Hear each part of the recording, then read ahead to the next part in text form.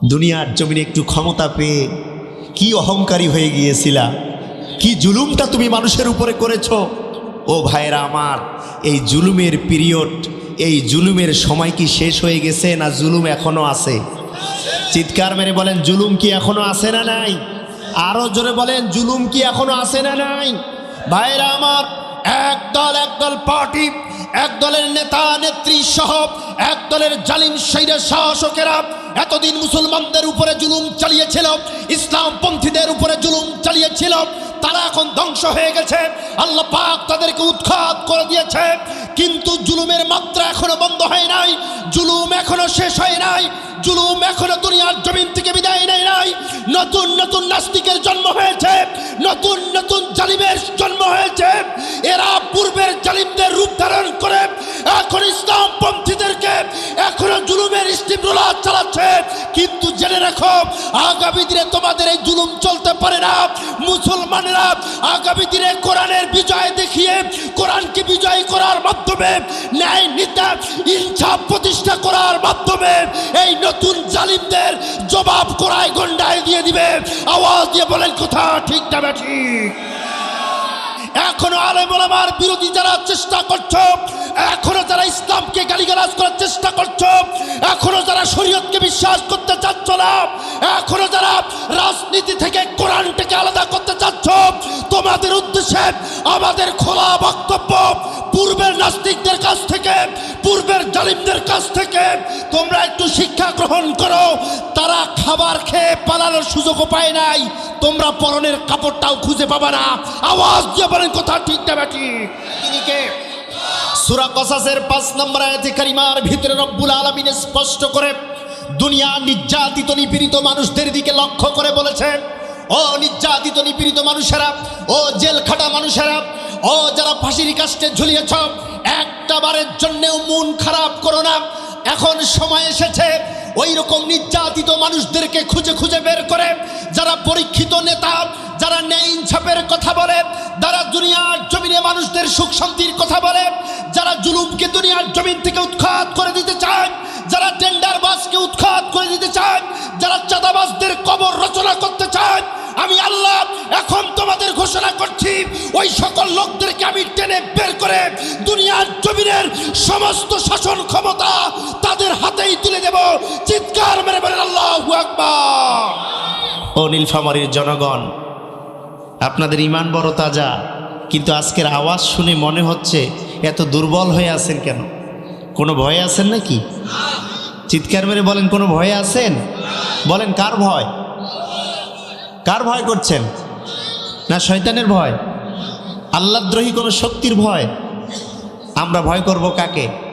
আরও জোরে বলতে হবে, আমরা ভয় করব কাকে? যে আল্লাহ আমাদেরকে পাঠিয়েছে, যে আল্লাহ আমাদেরকে রিজিক দিয়েছে, যে আল্লাহ আমাদেরকে সম্মান দিয়েছে, যে আল্লাহ আমাদেরকে বাল বাচ্চা, চাকরি বাকরি, ব্যবসা বাণিজ্য করার সুযোগ দিয়েছে, যে আল্লাহ আমাদেরকে আশরাফুল মাখলুকাতে ভূষিত করেছেন, যে আল্লাহ আমাদেরকে একজন রহমতের নবী দিয়েছেন, যে আল্লাহ আমাদেরকে আসমান থেকে সর্বশ্রেষ্ঠ কোরআন দান করেছেন, যে আল্লাহ আমাদেরকে পৃথিবীর সমস্ত মানুষ থেকে, পৃথিবীর সমস্ত কীট পতঙ্গ থেকে, পৃথিবীর সমস্ত জীব থেকে আমাদের শ্রেষ্ঠ জীবে ভূষিত করে দিয়েছেন।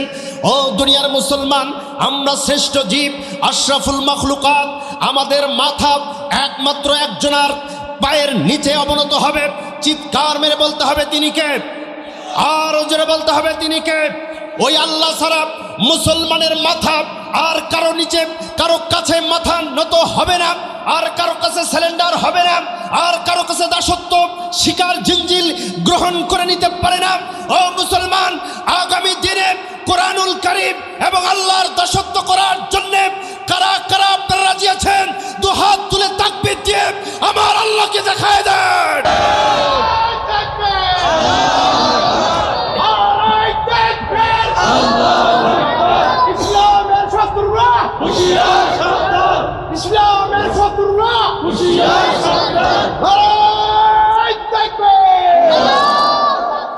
সম্মানিত ভাইরা আমার, ওই আল্লাহর ভয় ছাড়া আমাদের দিলে আর কারো ভয় আছে? বলেন, আমাদের দিলে আর কারো ভয়ের জায়গা আমরা দেব না।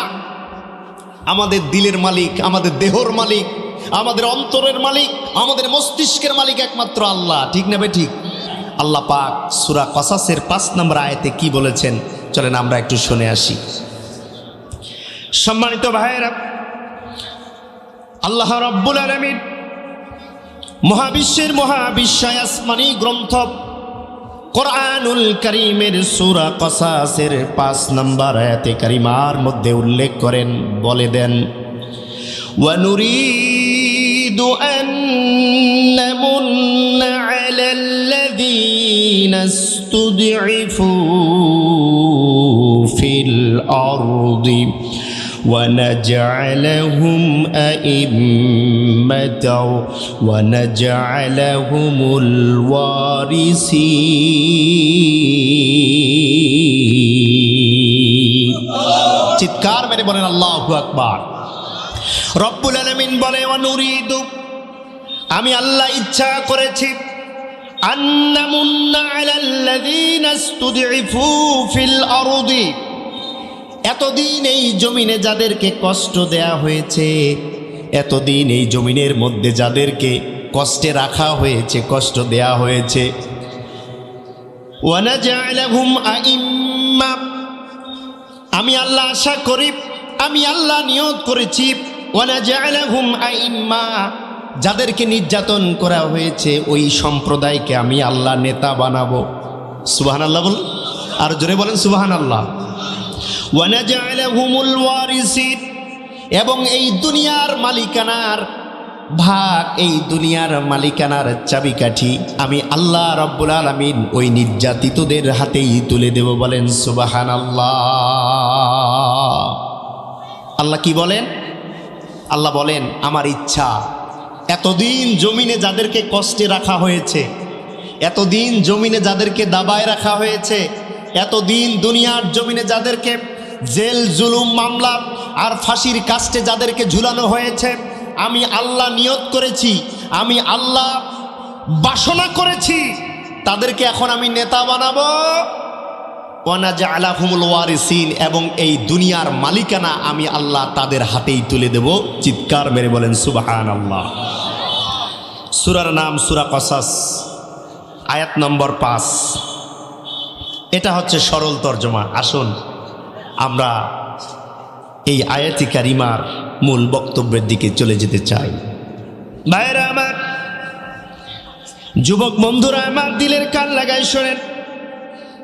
ইমাদউদ্দিন ইবনে কাসির রাহিমাহুল্লাহ তাফসীর ইবনে কাসিরের মধ্যে উল্লেখ করেন, দুনিয়ার মানুষেরা রে, আল্লাহ রব্বুল আলামিন সূরা কসাসের মধ্যে বক্তব্য দিয়েছে, দুনিয়ার জমিনে এতদিন যাদেরকে কষ্টে রাখা হয়েছে, এতদিন যাদেরকে নির্যাতন করা হয়েছে, এতদিন যাদেরকে বাড়িতে ঘুমাতে দেয়া হয় নাই, যাদের মাথার উপরে এতদিন মামলা চাপানো হয়েছে, নিজের বাড়িতে নিজের ঘরে যাদেরকে ঘুমাতে দেয়া হয় নাই রে বান্দারা, আমি আল্লাহ ওই সকল নির্যাতিত নিপীড়িত অত্যাচারিত মানুষদের দিকে লক্ষ্য করে বলছি, ওয়ানাজআলাহুম আইম্মা, সমাজের সমাজকর্তা, রাষ্ট্রের রাষ্ট্রকর্তা, এই দুনিয়ার জমিনের যত রকম দায়িত্ব আছে আমি আল্লাহ তাদেরকেই তুলে দেব, এবং এই দুনিয়ার মালিকানা আমি আল্লাহ রব্বুল আলামিন তাদেরকেই বসায়া দেব। বলেন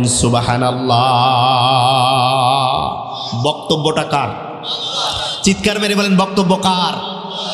এই বক্তব্যের মধ্যে কোনো ভুল আছে? এই বক্তব্যের মধ্যে কোনো জড়তা আছে? ও যুবকেরা চিৎকার মেরে বলেন, এই ঘোষণাটা দিয়েছেন যিনি, তিনি কে? সূরা কসাসের 5 নম্বর আয়াতে কারিমার ভিতরে রব্বুল আলামিন স্পষ্ট করে দুনিয়ার নির্যাতিত নিপীড়িত মানুষদের দিকে লক্ষ্য করে বলেছেন, ও নির্যাতিত নিপীড়িত মানুষেরা, ও জেল খাটা মানুষেরা, ও যারা ফাঁসির কাস্টে ঝুলিয়েছ, একটা বারের জন্যেও মন খারাপ করো না। এখন সময় এসেছে ওই রকম নির্যাতিত মানুষদেরকে খুঁজে খুঁজে বের করে, যারা পরীক্ষিত নেতা, যারা ন্যায় ইনসাফের কথা বলে, যারা দুনিয়ার জমিনে মানুষদের সুখ শান্তির কথা বলে, যারা জুলুমকে দুনিয়ার জমিন থেকে উৎখাত করে দিতে চায়, যারা টেন্ডারবাজকে উৎখাত করে দিতে চায়, যারা চাঁদাবাজদের কবর রচনা করতে চায়, আমি আল্লাহ এখন তোমাদের ঘোষণা করছি, ওই সকল লোকদেরকে আমি টেনে বের করে দুনিয়ার জমিনের সমস্ত শাসন ক্ষমতা তাদের হাতেই তুলে দেব। চিৎকার মেরে বলেন আল্লাহু আকবার।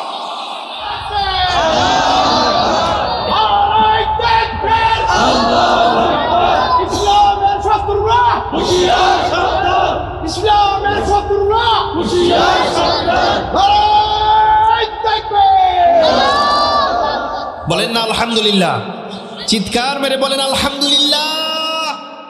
ও সম্মানিত ভাইরা, তাহলে এতদিন যারা নির্যাতিত ছিল তাদের কোনো ভয় আছে এখন? বলেন, এতদিন যাদেরকে কষ্টে রাখা হয়েছে তাদের এখন মন খারাপের কোনো বিষয় আছে?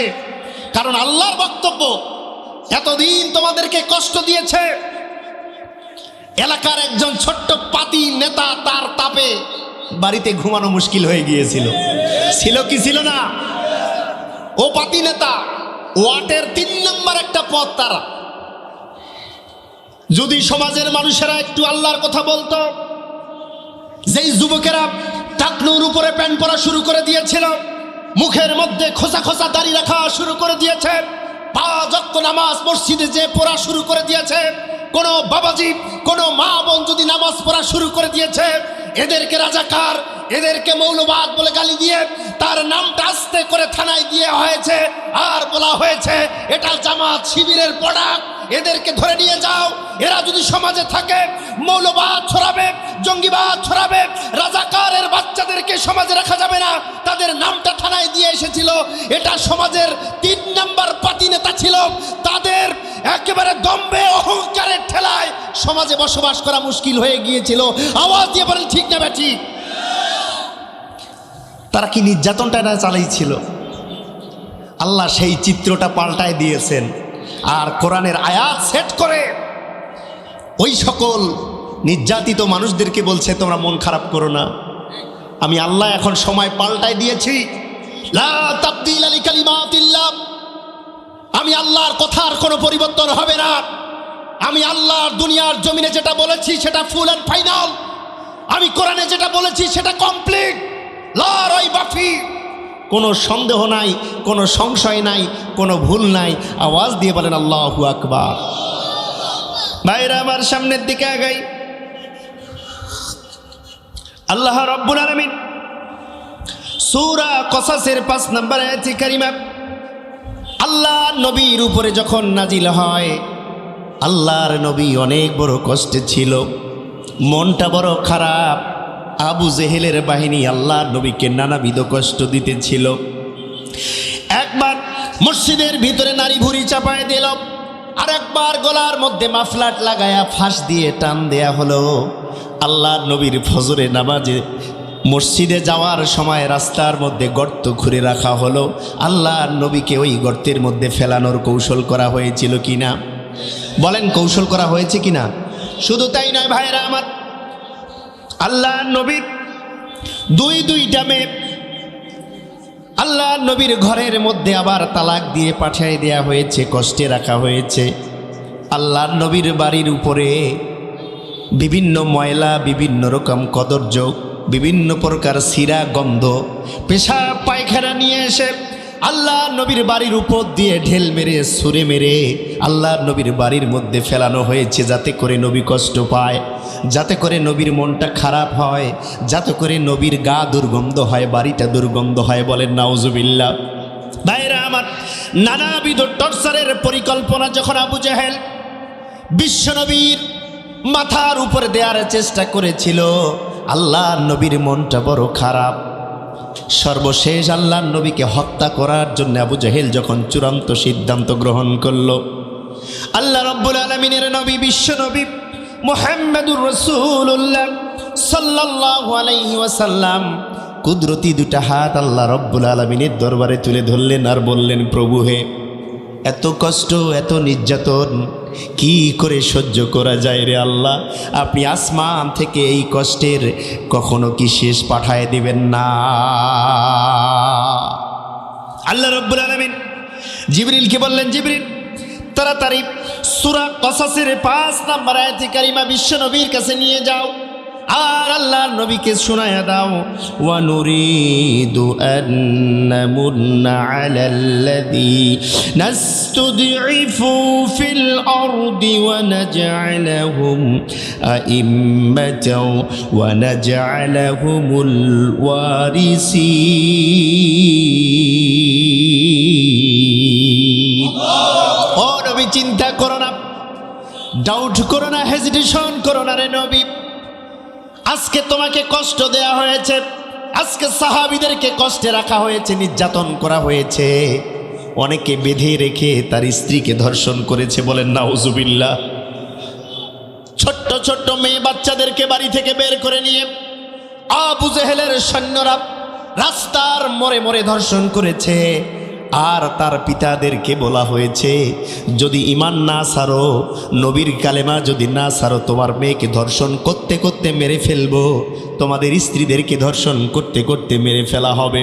তারপরও সেই সময়ের সাহাবীরা আবু জেহেলের সৈন্যের চোখের দিকে চোখ রেখে বলেছে, আবু জেহেলের সৈন্যরা শোনো, আল্লাহ রাব্বুল আলামিন বিশ্বনবীর উপরে যে কালেমা দিয়েছে, যে দিন দিয়েছে, যে ইসলাম দিয়েছে, এই ইসলাম থেকে আমরা চুল পরিমাণ সরে দাঁড়াবো না, বলেন আল্লাহু আকবার।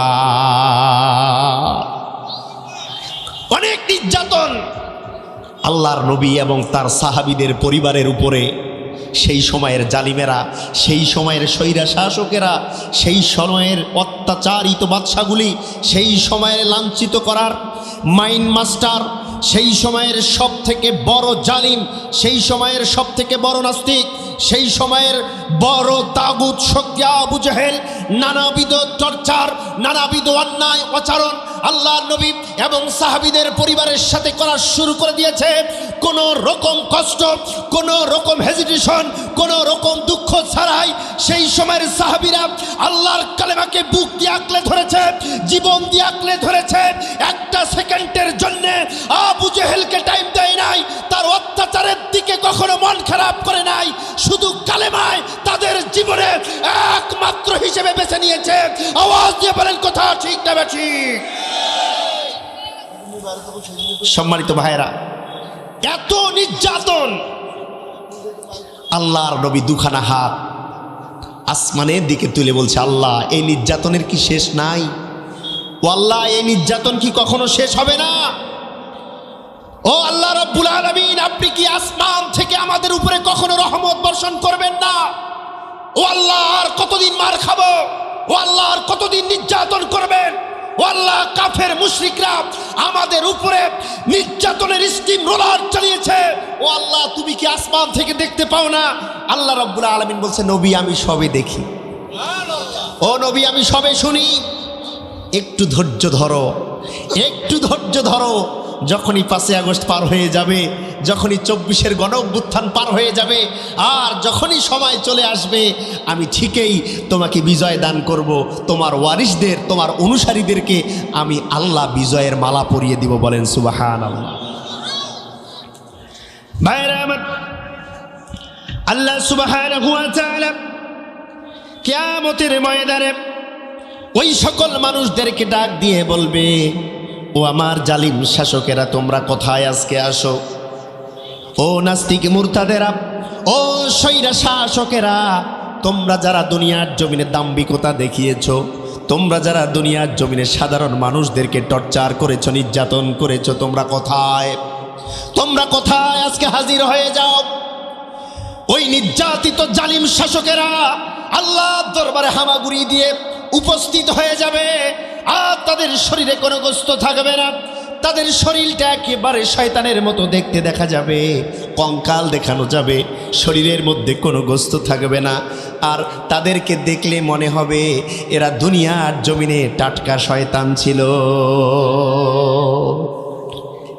আল্লাহর কোরআন বলে, দুনিয়ার জমিনে যারা মানুষের উপরে কষ্ট চালাবে, দুনিয়ার জমিনে মানুষকে যারা মানুষ মনে করবে না, গরিব অসহায় খেটে খাওয়া মানুষদেরকে যারা টর্চার করবে, তাওয়াক্কা করবে, তুচ্ছ তাচ্ছিল্য করবে, তাদের খোঁজ খবর নিবে না, এইরকম অত্যাচারী যারা হবে, কিয়ামতের ময়দানে জেনে রেখো মানুষেরা, তাদের গায়ে, তাদের শরীরে আল্লাহ কোনো গোস্ত রাখবে না। রব্বুল আলামিন কোরআনুল কারীমে বলে, আয়াহসাবুল ইনসানু আই ইউতরাকা সুদা।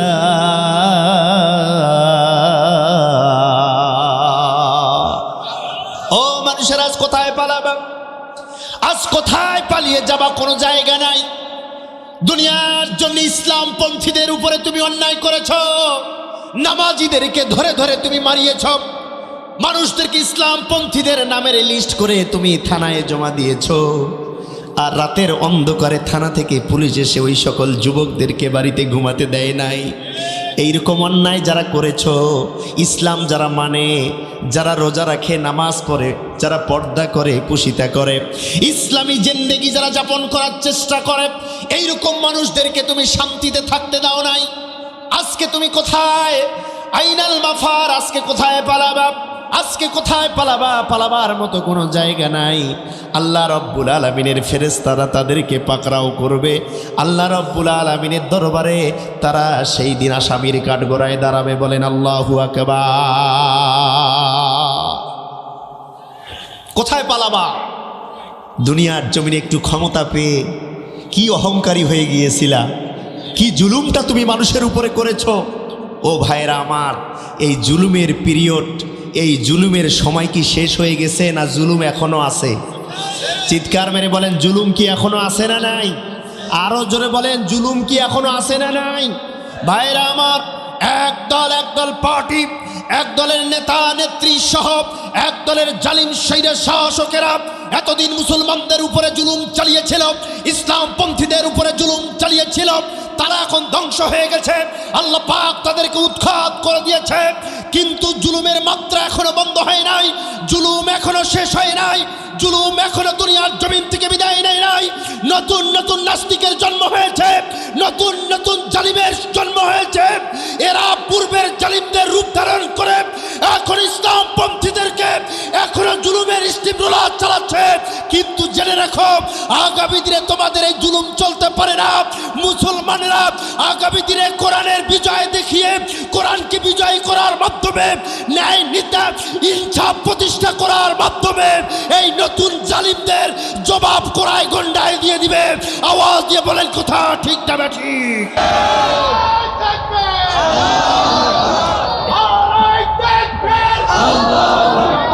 ইসলামের শত্রুরা হুঁশিয়ার সাবধান, ইসলামের শত্রুরা হুঁশিয়ার সাবধান।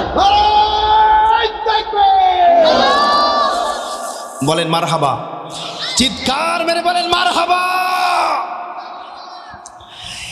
একটা জালিমের নাম বলেন যে হুজুর আগে খুব জালিম ছিল। মুসা নবীর আমলে, ঈসা নবীর আমলে, ইব্রাহিম নবীর আমলে, দাউদ আলাইহিস সালামের আমলে, তারপরে শীষ আলাইহিস সালামের আমলে, ইতিপূর্বে অনেক জালিম ছিল। একটা জালিমের নাম বলেন যে তাকে আল্লাহ ধ্বংস করে নাই। একজনের নাম আপনারা বলতে পারবেন? বলতে পারবেন? প্রত্যেকটা জালিমকে আল্লাহ একটু সামান্য পরিমাণ ছাড় দিয়েছে, শেষ পর্যন্ত তাদেরকে ছেড়ে, বলেন তা শেষ পর্যন্ত ছেড়ে দেয় নাই। হাসিনাকেও আল্লাহ একটু ছাড় দিয়েছিল, একটু ছাড় দিয়েছে। এই ছাড় পেয়ে, এই সুযোগ পেয়ে মুসলমানদের উপরে, ইমানদারদের উপরে, নামাজিদের উপরে, ইসলামী সংগঠনের উপরে, ইসলামপন্থীদের উপরে, আলেম ওলামাদের উপরে এত নির্যাতন শুরু করে দিল। আল্লাহ বলছে, বান্দিরে তোর সময় শেষ, আর তোকে রাখা যায় না। তোকে এত ছাড় দিলাম, তুই ফিরে আসলি না, তুই মুসলমানদেরকে ধরে ধরে পাখির মতো গুলি করে মারলি। এই নীলফামারীর জমিনে আপন নামের একজন সন্তানকে মারে নাই নাস্তিকেরা? বলেন মারে নাই? এইরকম সূর্য সন্তানদেরকে ধরে ধরে নবীর ওয়ারিস আলেম ওলামাদেরকে তুমি ফাঁসির কাস্টে ঝুলাইলা, এত বড় বড় অন্যায় করলা। শেষ পর্যন্ত সাধারণ পাবলিক, সাধারণ সূর্য সন্তান যারা কলেজ ইউনিভার্সিটিতে পড়ে, এরকম সূর্য সন্তান ছাত্রদেরকেও তুমি রাজাকার বানাইলা এবং তার আব্বা আম্মাদেরকেও রাজাকার বানাইলা। অতএব তোমার খেল খতম, তোমার সময় শেষ। এখন তোমার যাবার পালা। যাবার সময় দুপুরের ভাতও খাইল না, ভালো করে কাপড়ও পরতে পারল না, জাতির উদ্দেশ্যে একটা ভাষণও দিতে পারল না। জালিমদের শেষ পরিণতি এমনই হয়। কথা বলতে হবে মুসলমান, ঠিক না ঠিক? ও বাংলার তৌহিদি জনতা, আপনাদেরকে মনে রাখতে হবে, আল্লাহ রাব্বুল আলামিন যুগে যুগে যে নবীদের বিপরীতে জালিমদেরকে পাঠিয়েছিলেন, ইউনূস আলাইহিস সালাতু ওয়াস সালামের সময় জালিম পাঠিয়েছেন, ইব্রাহিম আলাইহিস সালাতু ওয়াস সালামের বিপরীতে নমরুদকে পাঠিয়েছেন, মুসা আলাইহিস সালাতু ওয়াস সালামের বিপরীতে ফেরাউনকে পাঠিয়েছেন, বিশ্ব নবীর বিপরীতে আবু জেহেলকে পাঠিয়েছেন, বর্তমানে আলেম ওলামাদের বিরুদ্ধে যে নাস্তিক হাসিনা ছিল তাকে পাঠিয়েছে, তাদেরকে একটা একটা করে সাফ করে দেওয়া হয়েছে। এখনো আলেম ওলামার বিরোধী যারা চেষ্টা করছো, এখনো যারা ইসলামকে গালিগালাজ করার চেষ্টা করছো, এখনো যারা শরীয়তকে বিশ্বাস করতে চাচ্ছ না, এখনো যারা রাজনীতি থেকে কোরআনটাকে আলাদা করতে চাচ্ছ, তোমাদের উদ্দেশ্যে আমাদের খোলা বক্তব্য, পূর্বের নাস্তিকদের কাছ থেকে, পূর্বের জালিমদের কাছ থেকে তোমরা একটু শিক্ষা গ্রহণ করো। তারা খাবার খেয়ে পালানোর সুযোগও পায় নাই, তোমরা পরনের কাপড়টাও খুঁজে পাবা না। আওয়াজ দিয়ে বলেন কথা ঠিক না বেঠিক? একটা জালিমও বেঁচে আছে? একটা জালিমও কি ভালোভাবে বিদায় হয়েছে? হয় নাই, হয় নাই। আল্লাহ যুগে যুগে এটা বহাল রাখবে, আল্লাহ যুগে যুগে এটা কায়েম রাখবে। কারণ জালিম চলে গেছে, জুলুম চলে গেছে, এটা তোমরা মনে করো না। আরো নতুন নতুন জুলুমের পায় তারা এখন নতুন নতুন জালিমেরা তৈরি করছে। বলেন ঠিক না বেঠি?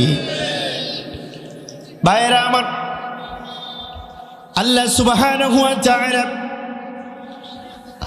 বিশ্বনবী মুহাম্মদুর রাসূলুল্লাহ সাল্লাল্লাহু আলাইহি ওয়াসাল্লামকে কুরআনুল কারীমের আয়াত নাজিল করে জানিয়ে দেয়, ফানফুযু লা তানফুযুনা ইল্লা বিসুলতান।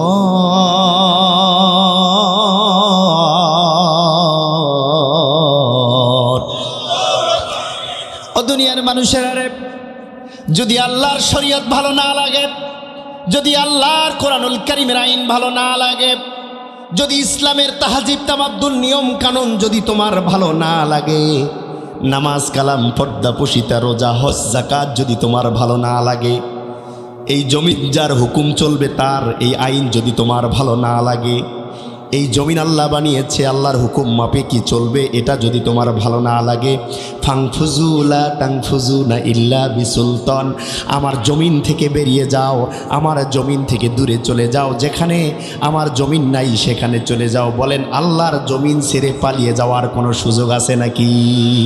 যেখানেই যাবেন আল্লাহকে পাবেন, যেখানেই বসবাস করবেন আল্লাহর জমিন ছাড়া বসবাসের কোনো সুযোগ নাই। এই জন্য আল্লাহ পাক কোরআনুল কারীমে বলে, ফাংফুজু লা তানফুজুনা ইল্লা বিসুলতান, তুমি চলে যাও, আমার জমিন থেকে ভেগে যাও, আমার সুলতানাত আমার রাজত্ব ছেড়ে চলে যাও।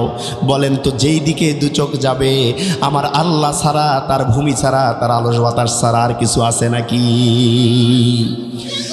তোমার শরীয়ত ভালো না গেলাম, তোমার কোরআনের রাজনীতি ভালো লাগে না, আল্লাহর বিধান তোমার ভালো লাগে না, তুমি নিজে অক্সিজেন তৈরি করে নিঃশ্বাস নাও, আল্লাহর অক্সিজেন তুমি নিতে পারবা না।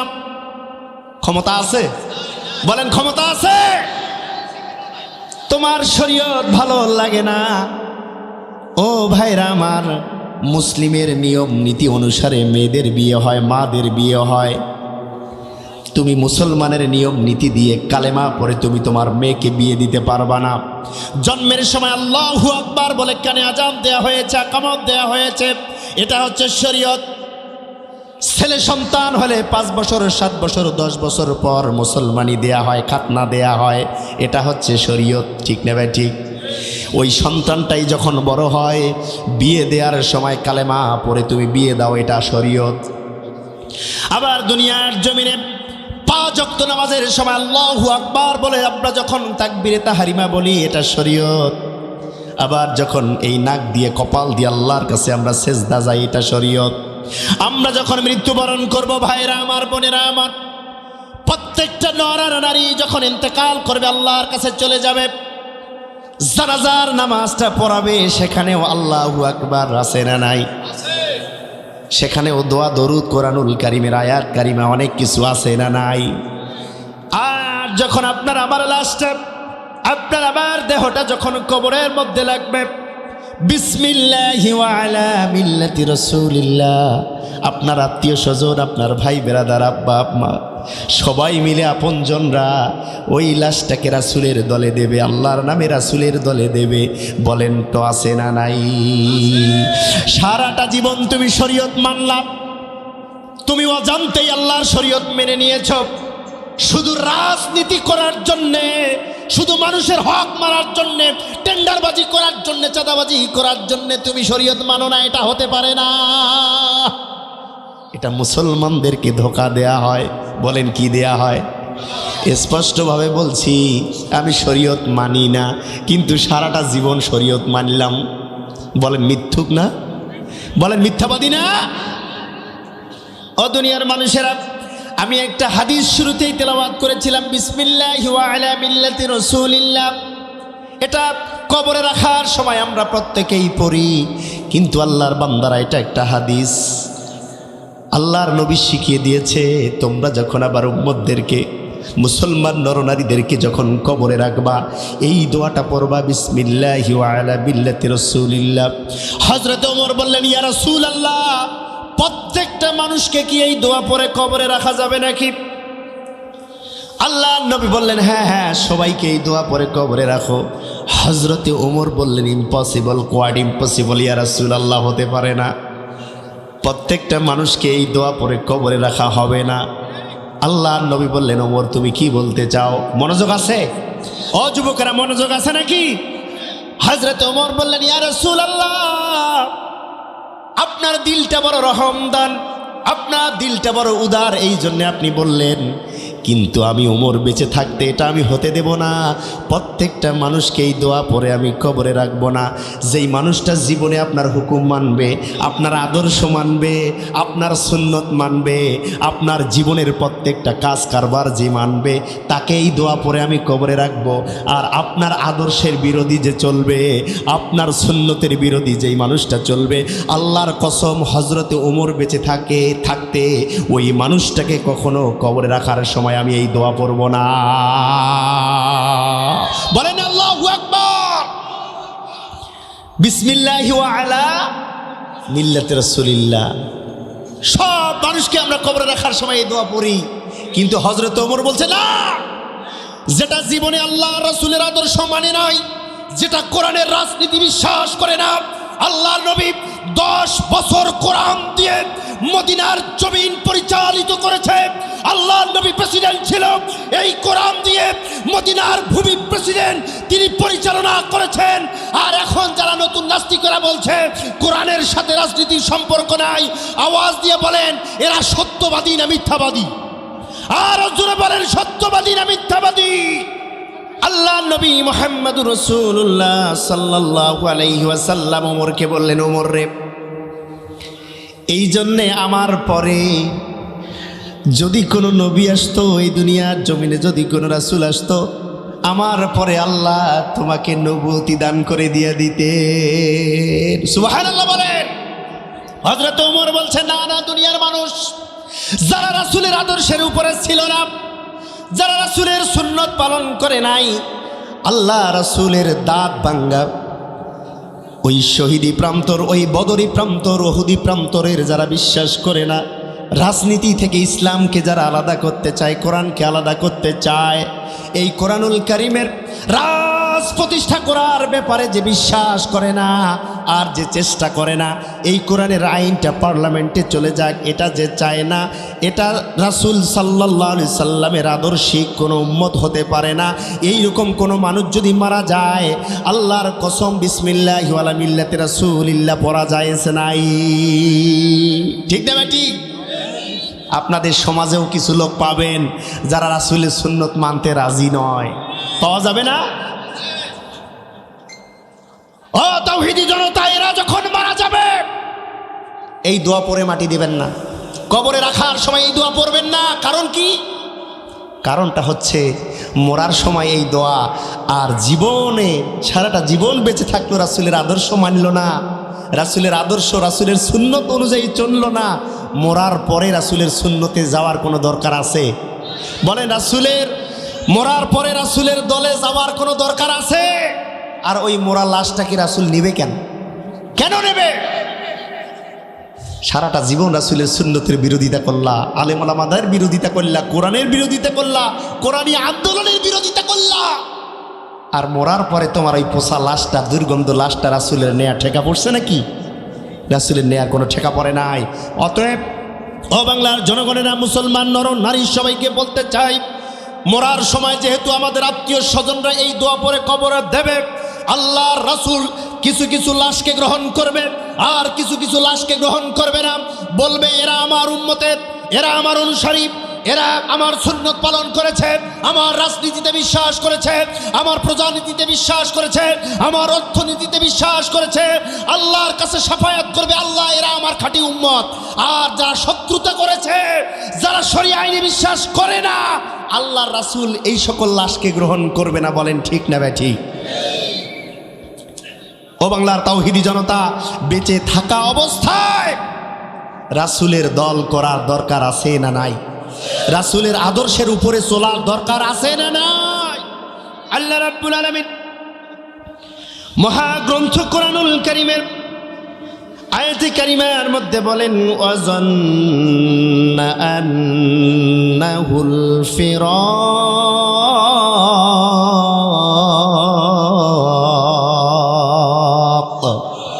রব্বুল আলামিন বলে, এখন তাদের বিদায়ের সময় হয়ে গেছে। এখন আমি আল্লাহ রব্বুল আলামিন তাদেরকে বিদায় করব। কাদেরকে বিদায় করবে? আমরা প্রশ্ন করলাম, আল্লাহ তুমি কাদেরকে বিদায়ের কথা বললা? আল্লাহ বলেন, ওয়াজান্না আন্নাহুল ফিরাক। যারা মানুষের উপরে এতদিন জুলুম করেছে, নির্যাতন করেছে, টর্চার করেছে, মানুষদেরকে আর মানুষ বলে মনে করে নাই, এতদিন যারা মানুষকে পিঁপড়ার মতো ব্যবহার করেছে, জীব জানোয়ারের মতো যারা ব্যবহার করেছে, নিজের ক্ষমতাটা দুনিয়ার জমিনে যারা চালিয়েছে আর এখনও যারা চালাতে চায়, তাদের ব্যাপারে রব্বুল আলামিন বলে, ওয়াজান্না আন্নাহুল ফিরাক। তাদের এখন বিদায়ের পালা, তাদের এখন গেট আউট হয়ে যাওয়ার পালা। আর আমি আল্লাহ রব্বুল আলামিন তাদেরকে গেট আউট করার পরে, তাদেরকে খেদিয়ে দেওয়ার পরে ইসলাম পন্থীদের গলায় বিজয়ের মালা পরাবো। বলেন আল্লাহু আকবার। ওয়া নাজআলহুম আইম্মাতাও ওয়া নাজআলহুমুল ওয়ারিসিন।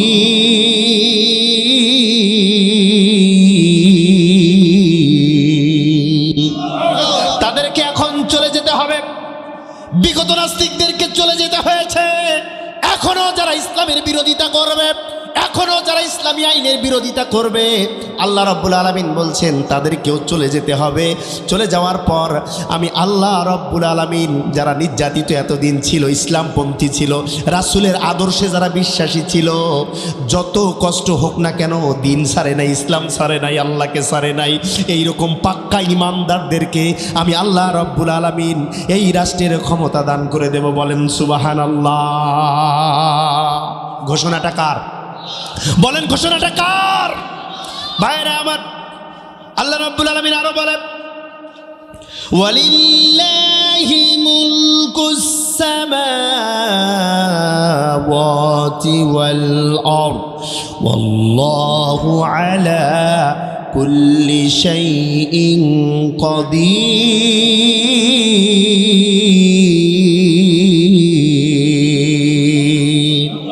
এই দুনিয়ার একমাত্র রাজত্ব আমি আল্লাহর। বলেন কার? আরো জোরে বলেন কার? এই দুনিয়ার রাজত্ব একমাত্র আল্লাহর। এই দুনিয়ার মালিক একমাত্র আল্লাহ। না ডোনাল্ড ট্রাম্প? এই দুনিয়ার মালিক কে? বলেন বলেন, এই দুনিয়ার মালিক কে? আল্লাহ সুবহানাহু ওয়া তাআলা এই জমিনটা এত সুন্দর একটা পরিবেশ এখন করে দিয়েছে। মানুষ এইরকম পরিবেশ ইতিপূর্বেও আসে নাই, আগামী দিনেও আসবে কিনা আমরা কখনো বলতে পারবো না। ঠিক না ঠিক? মুসলমান নর নারী এবং সনাতন ধর্মী হিন্দু ভাই এবং বোনেরা সকলের উদ্দেশ্যে বলতে চাই, এই কোরআনুল কারীমটা ইতিপূর্বে পার্লামেন্টে কোনো দিনে যায় নাই। এই পার্লামেন্টে কোরআনুল কারীম বাদ দিয়ে অন্যান্য মতাদর্শ দিয়ে এতদিন বাংলার জমিনকে পরিচালিত করেছে। আমরা দেখেছি সুখ শান্তি তো দূরের কথা, প্রত্যেকটা মানুষ নির্যাতিত হয়েছে, নিপীড়িত হয়েছে, হক মারা হয়েছে, আমাদেরকে শুধু নির্যাতনেই করা হয়েছে। কিন্তু সময় এসেছে একবার এই কোরআনটা আমরা 5টা বছরের জন্যে ওই পার্লামেন্টে নিয়ে যেয়ে দেখতে চাই কি করে আল্লাহর কোরআন মানুষের ভাগ্যের পরিবর্তন করে দিতে পারে। এটা দেখার আশা, বাসনা, ভালোবাসা আমাদের সবার আছে না নাই? বলেন আছে না নাই? কাদের কাদের নাই দেখি হাত তুলি। আপনাদের নাই? আপনারা এই কোরআনটা বিজয় হোক এটা চান না? ভাইরা আমার, এই সুযোগটা আমরা কাজে লাগাতে চাই। সারা জীবন নয়, 5 বছর। বলেন কয় বছর? এই 5 বছর যদি আল্লাহর কোরআন মানুষের হক প্রতিষ্ঠা করতে পারে, যার যেটা পাওনা সেটা যদি চুকায় দিতে পারে, খুনের বিচার, ধর্ষণের বিচার, লুটতরাজের বিচার, চাঁদাবাজের বিচার, অন্যায় অশালীন করে জোরপূর্বক মামলা দেয়া, মানুষের হক মেরে খাওয়া, এইগুলো সব যদি এই কোরআন দূর করতে পারে, তাহলে আমরা এই 5টা বছর এই কোরআনকে ভোট দিতে কোনো আপত্তি আছে? বলেন আপত্তি আছে? আমরা তো ওই ধর্ষণ মুক্ত এই বাংলাদেশ চাই, ওই ন্যায় এবং ইনসাফ ভিত্তিক রাষ্ট্র পরিচালিত হোক, আমরা তো সেটাই চাই। আর সেটা দাওয়াত নিয়ে এই কোরআনুল কারীম আপনাদের দ্বারে দ্বারে চলে এসেছে। ও মুসলমান, অমুসলমান, নর নারী সবাই মিলে একটা বার আমরা কোরআনকে পার্লামেন্টে নিয়ে যেয়ে দেখতে চাই খোলাফায়ে রাশেদার যুগ কেমন ছিল। ঠিক না ঠিক? আল্লাহ আমাদের সকলকে কবুল করুন, বলেন আমিন। তাহলে জান এবং মাল দিয়ে আল্লাহর রাস্তায় চেষ্টা করতে হবে। আপনারা বললেন সবাই জান দিতে রাজি আছেন, কিন্তু মাল দিতে রাজি আছেন? বলেন মাল দিতে কি রাজি আছেন? বলেন হুজুর জান দিব, মাল দিব না। মালের বড় মায়া। বলেন মালের বড় মায়া। ওসমান রাদিয়াল্লাহু তাআলা আনহুকে আল্লাহর নবী বলেন, ওসমান রে, আমি তোমার শ্বশুর, আমার জানতে বড় ইচ্ছে হয় ওসমান, আল্লাহ তোমাকে কত সম্পদ দিয়েছে তুমি একটু বলো। শুনতে রাজি আছেন? আল্লাহ নবী ওসমানকে বলছে, ওসমান রে, তোমার কত সম্পদ হয়েছে? আল্লাহ রাব্বুল আলামিন তোমাকে গনি, তোমাকে ধনী উপাধি দিয়েছে। ও ওসমান, আমি নবীর জানতে বড় ইচ্ছা হয় তোমার সম্পদের পরিমাণ কত। ওসমান রাদিয়াল্লাহু তাআলা আনহু আল্লাহ নবীকে জবাব দিয়েছে, ইয়া রাসূলুল্লাহ, ইয়া হাবিবাল্লাহ, আমার সম্পদের পরিমাণ আমি বলতে পারবো না, কিন্তু আমাদের যতগুলা গোডাউন আছে, এই গোডাউনের চাবিগুলা যেই উট বহন করে, কয়টা উট আছে, এই উটগুলা আমি বলতে পারবো। আল্লাহু আকবার বলবেন না? বুঝেই নাই, জনগণ বুঝেই নাই। আমার কত সম্পদ আছে, ওসমান বলছে আমার কত সম্পদ এটা আমি বলতে পারবো না, কিন্তু আমার গোডাউনের চাবিগুলা, যে উটগুলা বহন করে, এই উটগুলা আমি বলতে পারবো। তার চিন্তা করেন কতগুলা গোডাউন, কতগুলা চাবি, আর কত সম্পদ আল্লাহ তাকে দিছে। বলেন আল্লাহু আকবার। এবার আল্লাহর নবী বললেন, ওসমান রে, ও ওসমান, মৃত্যুর কিছুদিন পূর্বে তোমার এই সম্পদের পরিমাণ যদি একই রকম থাকে রে ওসমান, আমি বিশ্বনবী বলে যাই, আল্লাহ রব্বুল আলামিনের দরবারে তোমার কাঠগড়ার দাঁড়াতে হবে। ওসমান বললেন, ইয়া রাসূলুল্লাহ, আপনি আমার জন্য দোয়া করেন, মৃত্যুর আগের দিন হলেও আমি যেন আমার সমুদায় সম্পদ আল্লাহ রব্বুল আলামিনের রাস্তায় খরচ করে যেতে পারি। মৃত্যুর আগের দিনে ওসমান রাদিয়াল্লাহু তাআলা আনহুর সম্পদের পরিমাণ দেখা গেছে কত জানেন? 3 দিরহাম। বলেন কয় দিরহাম? 3 দিরহাম। এই কয়েকশো টাকা, কয়েকশো টাকা মাত্র। অথচ তার গোডাউনের চাবি বহন করত কয়েকটা উট। চিন্তা করা যায় মুসলমান, কত সম্পদ। সমস্ত সম্পদ আল্লাহ রাস্তায় বিলীন করে দিয়েছে কে? কে? ওসমান, আল্লাহর নবীর জামাই, আল্লাহর নবীর সাহাবী। ও ভাইরা আমার, আল্লাহর নবী ওসমান সম্পর্কে ভবিষ্যৎবাণী করেছে, জান্নাতের মধ্যে আল্লাহ রাব্বুল আলামিন স্পেশাল একটা ঘর দান করবে ওসমানকে। ওই ওসমান ঘরের ভিতরে থাকবে, ঘরটা থাকবে গ্লাস দিয়ে ঘোরানো, সমস্ত জান্নাতবাসী ওসমানকে দেখতে পাবে। আর আল্লাহ রাব্বুল আলামিনকে বলবে, আল্লাহ, ওসমানকে এত সুন্দর একটা ঘর তুমি দিয়েছো, কেন দিয়েছো? এত সম্মান দিয়েছো কেন? আল্লাহ রাব্বুল আলামিনের ফেরেশতাগুলা বলবে, জান্নাতের অধিবাসীরা রে, ওসমান তার জীবনের সমস্ত সম্পদ আল্লাহর জন্যে, আল্লাহর কোরআনের জন্যে, ইসলামের জন্যে ওয়াকাতরে বিলিয়ে দিয়েছে, এই জন্যে এই সম্মান পেয়েছে। বলেন আল্লাহু আকবার। দান করার জন্যে, আল্লাহর রাস্তায় সম্পদ বিলীন করে দেওয়ার জন্যে জান্নাতের মধ্যে ওসমান রাদিয়াল্লাহু তাআলা আনহুর জন্য স্পেশাল একটা ঘর রব্বুল আলামিন বানিয়ে দিয়েছে। আর ওই সম্মানটা আল্লাহ শুধু দানবীর ছাড়া আর কাউকে দেবেন না। আমরাও ওই জান্নাতের মধ্যে এরকম সম্মানিত ঘর চাই কি চাই না? বলেন জান্নাতের মধ্যে ঘর চাই কি চাই না? আল্লাহ নবী মুহাম্মদ রাসূলুল্লাহ সাল্লাল্লাহু আলাইহি ওয়াসাল্লাম সাহাবীদেরকে ডাকলেন, কাছে ডাকলেন। ভাই খেয়াল করে কেউ উঠে যায়েন না, টাকা যদিও না দেন আল্লাহর হস্তে উঠেন না।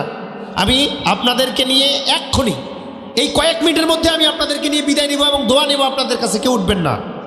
আল্লাহ নবী ফজরের নামাজের পরে মসজিদের মেহরাবে ডাক দিয়ে সাহাবীদেরকে বসালেন আর বললেন, সাহাবীরা রে, জিবরিল আমিন আজকের রাতে আমার কাছে এসেছে, আমার বিছানায় এসেছে, এসে আমাকে 3টা খবর দিয়ে গেছে। বলেন কয়টা? আরো জোরে কয়টা? বলেন কয়টা? আরো জোরে। 3টা খবর দিয়ে গেছে সাহাবীরা। 1 নাম্বার খবরটা হচ্ছে, ওগো আল্লাহর নবী, আপনার উম্মতের মধ্যে এমন কিছু বান্দা বান্দীদেরকে আল্লাহ রাব্বুল আলামিন ক্ষমার ঘোষণা দিয়েছে, যেই বান্দা বান্দীরা এশার নামাজের পরে উযুরত অবস্থায় দরুদ পড়তে পড়তে যারা ঘুমাবে, এই রকম মানুষদেরকে আল্লাহ রাব্বুল আলামিন ক্ষমার ঘোষণা করেছে। বলেন সুবহানাল্লাহ। আর একটা খবর দিয়েছে গো আল্লাহর নবী, আপনার কিছু উম্মতের মধ্যে কিছু মানুষ পাওয়া যাবে, যেই মানুষগুলি সারাদিন উঠা বসা চলাফেরা করার পরে ভুল বেয়াদবি যখন হয়ে যাবে, একে অপরকে মাফ করে দেবে, ক্ষমা করে দেবে। ক্ষমা করে দেওয়ার পর যদি বালিশে মাথা লাগায়, ওই মানুষগুলিকে আল্লাহ রাব্বুল আলামিন ক্ষমার ঘোষণা দিয়েছে। বলেন সুবহানাল্লাহ। হলো কয়টা? আর একদল মানুষের পক্ষে ওগো আল্লাহর নবী, আল্লাহ রাব্বুল আলামিন ঘোষণা দিয়েছে ক্ষমার ঘোষণা। সেই মানুষগুলি হচ্ছে যাদের কষ্টার্জিত সম্পদ, ঘাম ঝরানো সম্পদ আল্লাহ রাব্বুল আলামিনের রাস্তায় যদি কেউ দান করে দেয়, আল্লাহর রাস্তায় যদি দান করে দেয়, আল্লাহ রাব্বুল আলামিন মৃত্যুর সময় তার সমস্ত মৃত্যুর যন্ত্রণা দূর করে দেবে। বলেন সুবহানাল্লাহ। ঘোষণা কয়টা? 3 নম্বর ঘোষণাটা হচ্ছে, যারা আল্লাহর রাস্তায় নিজের অর্জিত সম্পদ দান করে দেবে, আল্লাহ রাব্বুল আলামিন মৃত্যুর যন্ত্রণা কমিয়ে দেবে। মৃত্যুর সময় আমরা সবাই আজরাইলকে যখন দেখব, কলিজা উল্টে যাবে, চোখ উল্টে যাবে, সারা দুনিয়ার পানিগুলা দিলেও পিপাসা নিবারণ হবে না। ও ভাইরা আমার, এই দুনিয়ার সামান্য অর্থ যদি আল্লাহ রাস্তায় দান করে দিয়ে যেতে পারি, আল্লাহ ওই বিপদের মুহূর্তে আমাদেরকে সাহায্য করবেন কি করবেন না? ও ভাইরা আমার, কিয়ামতের ময়দানে 2 জন ছাড়া কেউ সাক্ষী দিতে পারবে না। একটা হচ্ছে নবী আর একটা হচ্ছে কোরআন। বলেন কয়জন? একটা হচ্ছে নবী আর একটা হচ্ছে কোরআন। কিয়ামতের ময়দানে সন্তান মায়ের জন্য সাক্ষী হতে পারে না, মা সন্তানের জন্য সাক্ষী হবে না, শ্বশুর জামার জন্য সাক্ষী হবে না, স্বামী স্ত্রীর জন্য কিছু করতে পারবে না, কিচ্ছু করার থাকবে না। সেই মুসিবতের সময় আল্লাহর নবী এবং কোরআনুল কারীম আল্লাহর দরবারে বলবে, আল্লাহ তোমার বান্দাকে তুমি মাফ করে দাও।